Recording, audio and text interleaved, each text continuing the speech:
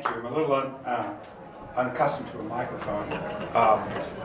Could you hear me if I were to talk like this? It's just a little A little bit soft? Okay, so I'll get used to this. First of all, I'm very happy to be here. And my father is also very happy to be here. He was very active in his Rotary Club back in Council Bluffs, Iowa. And when he heard that I was speaking for you, he gave me this. And so this will go on your wall. You can see that it's got a Victorian house and a train. And that's because in the 19th century, Council Bluffs was the western terminus of the push of the Transcontinental Railroad, and so it brought a lot of wealth to Council Bluffs, and so there was blocks and blocks of Victorian houses there. And then there's also a black squirrel on there. Council Bluffs is one of the only places in the world where the squirrels are big, fluffy, and black. And even though I was raised there, when I go back, I'm still startled to see it. So there it is. Thank you. And feel free to take any squirrels that you want back. Right, definitely right. Okay, but we're not here to talk about trains and squirrels. We're not here about Greek democracy. You've all heard, of course, that Greek democracy was experimented with the Greeks first, but there are some details to it that I think are really fascinating, and what I'm going to do now is just give you a short view of how clever they were putting together their system. The rule of the people, of course, doesn't work very long if everybody is represented equally. You've got to have some kind of delegation, some authority, and some direction. And the Greeks, or at least the Athenians, were very clever at this, and I'll tell you what we know about that. The formation of Greek democracy was not just something that they came up with, it was an answer to some specific problems and the wish to preserve certain forms. In the 6th century BC, Greece was a mess. The old forms of the aristocracy and the kingship were falling away. There was a great social change, economic development, and those old systems weren't working. That resulted in a lot of areas in Greece, a lot of cities in Greece, despots and tyrannies, which has a negative term for us, but originally they were just populist leaders who recognized the problem, convinced people that they could solve them, and people gave them a singular rule. And of course that works well for one generation, but the next generation usually things get worse. In Athens, this had happened right toward the end of the 6th century, and they threw out their despot, a guy named Pisistratus, and Cleisthenes was the statesman who came up with the new system, the system of democracy. And so maybe some of you have never heard of the name Cleisthenes, but he is one of the great figures in Western history. So Cleisthenes' problem is, how can we put together a system where the ultimate authority comes directly from the people? This is what you want. We don't want to have any specialists, any career politicians, any factions or anything like that. So how can we have the people in charge of everything that goes on in the city, and yet have enough executive power that the city can function?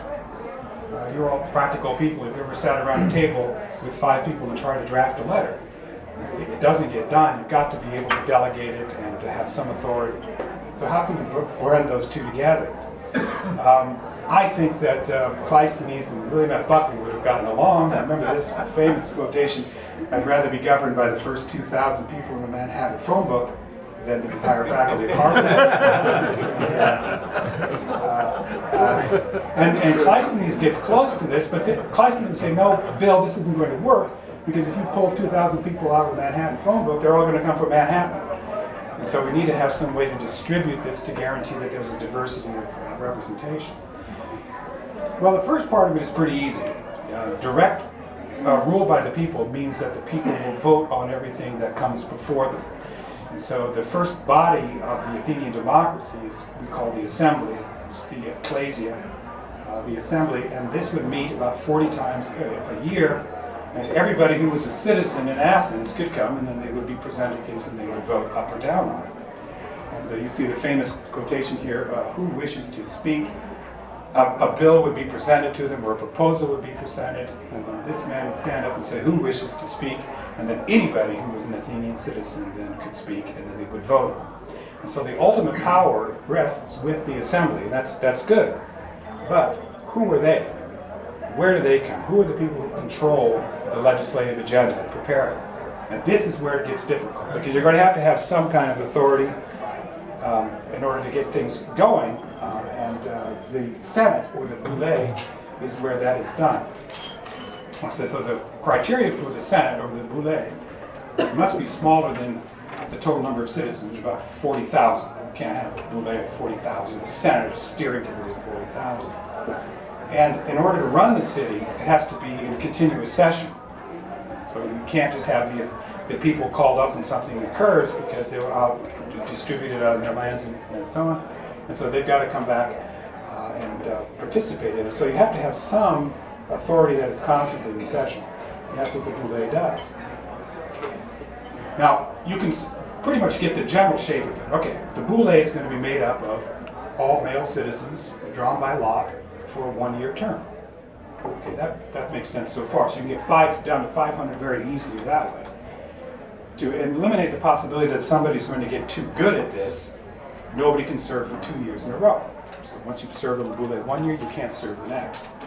And then, to make sure that you really can't get good at this, no one can serve for more than twice in a lifetime. And so that's part of their constitution.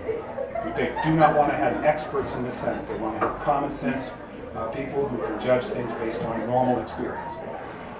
But the question is how to make sure that there's a balance of power and interest in each session of the Senate. Because if you just draw 500 names out of a hat, it's possible that you're going to get factions developing and maybe the distribution won't be completely equal. So this is where Cleisthenes, I think, his genius is, and it's not really appreciated about the Athenian democracy. What is Athens, first of all? Because we have a common sense notion that Athens is just the city of Athens, but that's not quite true. You might remember from your college political science class that the Greeks lived in little units called a polis. And a polis is translated very well, I think, into our English city-state. And that's because it is both the city and the area around it. And so you have a city, but you also have countryside, and you also have coast. So you have built into just as a coincidence, it turns out that the size of the area of Athens is just about the size of Mecklenburg County. So Mecklenburg County has a big city of Charlotte. It's got some countryside. It also has outlying municipalities. So if we were just to open up the circle a little bit, we would have the size of ancient Athens. And so within, if you recognize that within Mecklenburg County, there's a diversity of geography, and there's also different human geographies. You've got people who live in the city. They have their own experience and associations. You have the people who are living in the countryside, largely agricultural still. And then, just to make sure that we have three, there may be, you could consider the people who live around the lakes to be a different kind of a geographical kind of unit. And so you have built into the geography, right, of Mecklenburg County, different interests. That is true also in Athens. Here's the city of Athens, right here, and so that's where the walled city was. And here is countryside, people who live in the hills, and they get their livelihood mainly from agriculture. And then along the coast, you've got people who get their livelihood and define themselves socially from the sea, from trade. And so Cleisthenes said, okay, we've got built into the city of Athens, this area of Athens, the possibility for faction. The people of the city, if they were allowed to rule the government entirely, they would have their own interests at heart and they would override the interests out here, and so on. Now another problem is that the population of Athens, of course, is much greater than the population of people in the hills. Somehow we've got to bring all those people together and form one city, and so that there's a balance of interest in the Senate. Okay, so why don't you just divide up the representation among these three? That's wrong, right? Because of the possibility of faction, political parties developing, and then also population. So what Cleisthenes did, and it's going to take a second to be a little detailed, is he divided up these three regions into township areas. So this is what he did. He looked at the map of Attica, of Athens, and said, okay, here's the city. So this will form one group, and there are 10 little divisions within it. We could call them cantons or something like townships. 10 of them here. So that's the city of Athens. And then around it is the agricultural area, so that makes another. And then we have another, and these are the people who live on the water. because you've got 3 divisions. I know this is tedious, but think of Cleisthenes coming up with this out of his head, right? So we've got these all divided up. So what do you do next? Now what he did is he joined 3 townships together, 1 from each geographical unit, and made a larger unit, like this. Okay, so we have 10 in the city, 10 in the countryside, and 10 out there on the lake, or 10 on the coast. So he said, okay, we got to mix this up somehow. We can't just have names drawn out of here, or out of here, out of here.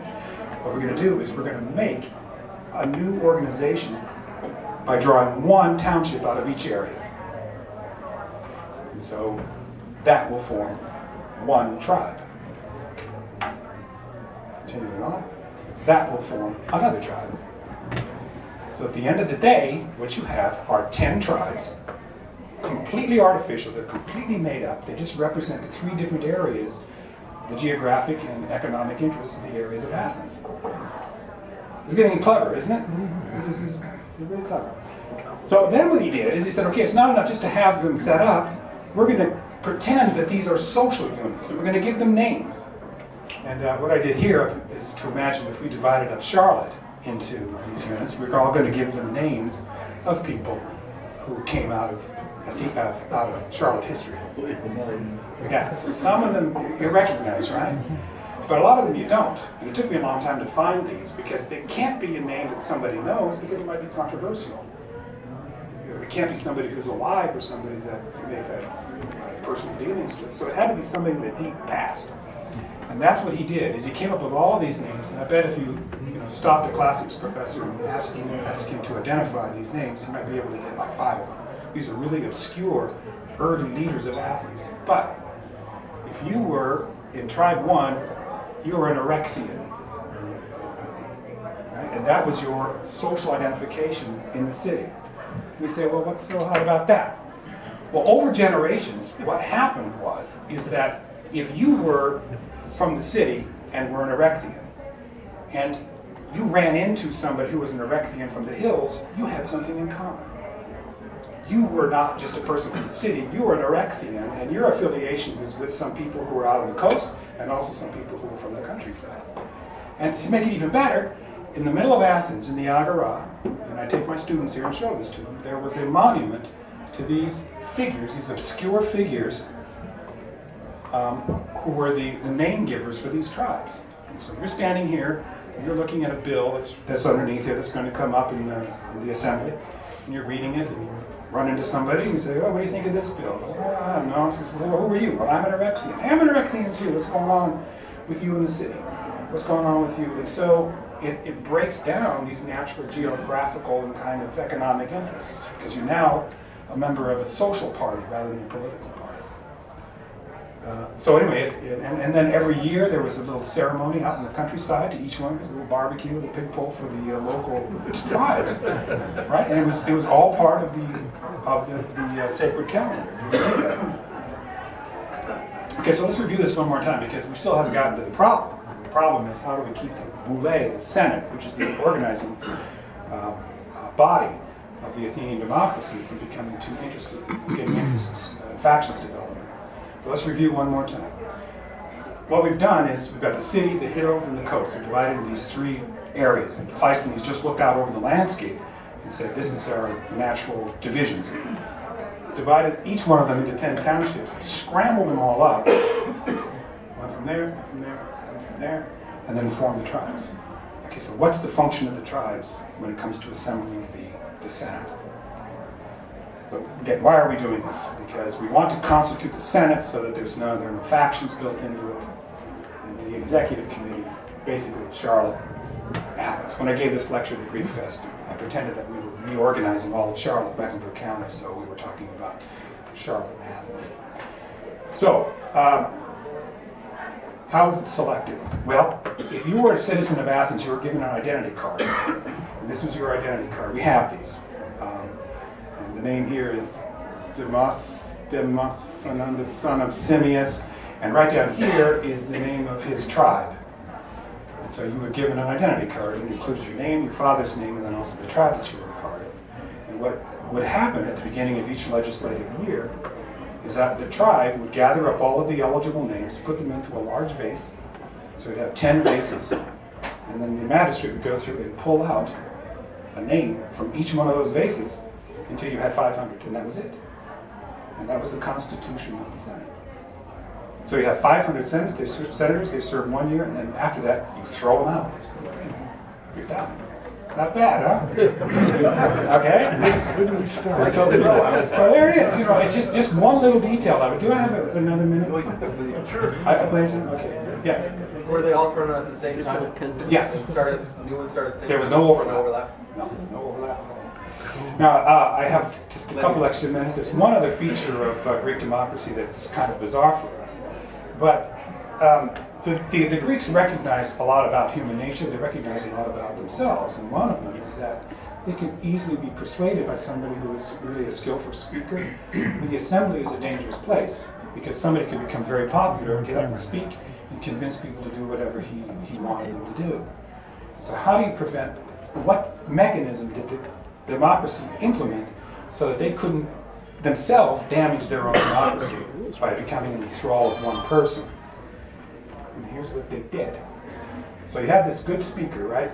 And he's persuading everybody, and the Athenians kind of recognize, I don't know about this Cleon. He's getting awfully popular. He's really good. So at the beginning of each legislative year, there was a vote taken. And the vote was, should we kick somebody out of the city? Is there anybody that we need to kick out of the city? Anybody? Yeah. And if the vote is yes, then another vote is taken, and you're to write down a name. And the name of the person who gets the most votes is kicked out of the city. He doesn't have to do anything wrong. He's not punished. He doesn't lose his land. He's not fined. He just can't come back in the city for 10 years. He's gone. That's it. Yeah. I know it sounds funny and it sounds bizarre, but exactly, it's the way if we like you too much. Think of a politician that we like. We're not going to get into politics here, but think of somebody we think just having a little too much influence. It's going to be nice just to vote them out. Okay, and you can't participate in American politics anymore for 10 years. Fine, you did a great job, but you're out. You're a threat to democracy. Now the vote that was put on this, they would vote on a broken piece of pottery. And you can see we've got a lot of these because pottery doesn't fall apart very well. So we've got thousands of these things with names written on them. And the Greek word for a broken piece of pottery is an ostrakon. And so that's the origin of the word ostracism. So if somebody got potteried, it means that they were kicked out of the city for 10 years just because people thought they liked them too much and they might threaten the democracy. So that's it. That's what I have. It's just a small piece of it, but it is kind of fascinating. I think if you're practical people, you kind of have an idea. How does it work? How do you possibly have direct democracy where everybody votes? Well, it was a really complicated mechanism and in many ways, I think, inspired. So how do we get started? I gave this lecture at the Greek Fest. You would be surprised how many people said exactly that. Sounds like a really good idea. How long did this system last, and how long did it take whomever it was to convince people to go to these artificial social tribes? The second question is it happened all at once. In 510 BC, Cleisthenes, we don't know the details of it. I wish we did. Cleisthenes was just given the order, fix this. And he came up with this system and they all accepted it. And then the next question is how long did it last? It lasted until, it depends on what you mean by last, because Athens, its fortunes wax and wane, but down into the 4th century AD. So about 1,000 years. Now, another thing to remember is that we talk about Greek democracy, really it's Athenian democracy, because the rest of the Greek world didn't adopt this. It was just Athens. That small group, 40,000 adult male citizens, came up with this system that we still look at today. Realizing that it was created for regionalism, but did there eventually become the partisan philosophical union of people from these diverse families? We didn't see that so much, but we did see political rivalries back and forth. Let me show you here. This ostraca, right? It's got here Themistocles, the son of Neocles.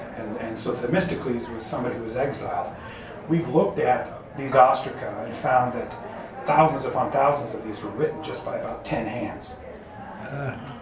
And so ballot stuffing, right? Exactly. Well, yeah, exactly, like those cards, right? Yeah, there was a lot of ballot stuffing going on. So it wasn't a perfect system, but my point was not to dwell on its faults and reverse them, but just to show you how, okay, wow, these are not cavemen, just coming up with a system with rocks and sticks. Pretty complicated. Did the Romans pick up on that at all? The Romans admired certain parts of it, but they never had this. Their evolution out of the kind of aristocracies followed a completely different route. They never really got rid of the class distinctions. So the Roman story is different. They adopted the idea that you need to have a mixed constitution. Some executive, we need something like a king, we need something like an aristocracy, like a senate, we also need the voice of the people. And that was talked about by Plato in the 4th century. And the Romans said, hey, this is a pretty good way to do it. And for a while they had that kind of representative republic similar to the one that the United States adopted. When did women break into the circle? For the Athenians, never. Yeah, that's one of the criticisms, is that there are a lot of people living in the area who were disenfranchised politically. You had resident aliens, people who came to work, workers, women, and also slaves. There was a slave population. Not an enormous slave population, but it was all for males could be citizens. And some people came up and said, well, aren't there more representation? And they said, well, it'd be kind of crazy to give somebody the responsibility of running the government if they're not also responsible for going out to war and dying for it. And so that was their answer. Because only citizens could fight in the battles, and it was a big tax, a big burden. How did they limit the 500? There had to have been someone who spoke for the group of 500. Yes, the 500 was never in session all at once. I didn't talk about this, but it was never in session all at once. Instead, it was broken into 10 groups of 50. And 50 would be in session all the time. And there was a little building downtown Athens, it's still there, where they would sleep, kind of like firemen. They would stay there. So they would stay for 1 month, and they would be the super executive committee, which could call into session the Senate, and the Senate could call into session the Assembly. So, but there was a rotation of to that 10% of the boule, which was always in session.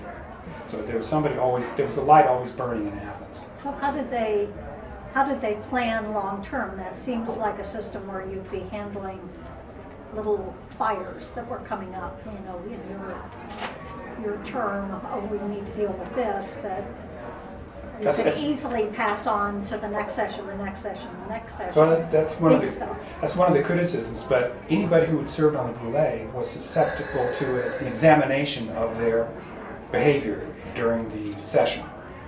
And so if anybody was charged with being irresponsible, they could be fined afterwards. And so there was a system of check built into it, but that is one of the criticisms, that you have no long-term policy or single vision that kind of guides the city. Did you have separate military units that were a part of or ancillary to the Senate? The only exception to this, everything was done by lot. All of the magistrates, the mayor was even just picked out of a hat. The only exception to it were the board of generals, and there were 10 of them, each one from one of these tribes, but they were elected. And so they could be elected year after year.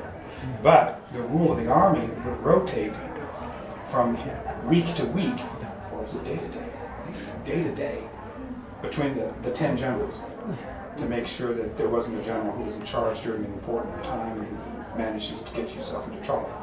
So there were 10 generals elected, but even then they would rotate the rule. So that was an exception. You teachers, have anybody thought about teaching the etiology of all the structural formations that go through the major countries, how they came to their ruling program? Whether political sciences looked at this as a discipline, the cause and effect, yeah, that's a big topic. I'll tell you what's next. What's that? You can tell us what the next step. I'll tell you what's coming next. Okay, go ahead. Yeah, invite me back. I'll lay out the future for the next 50 years. Yeah, maybe 25 minutes on that. Any other questions? Yeah, now, you said only citizens could fight. Yes.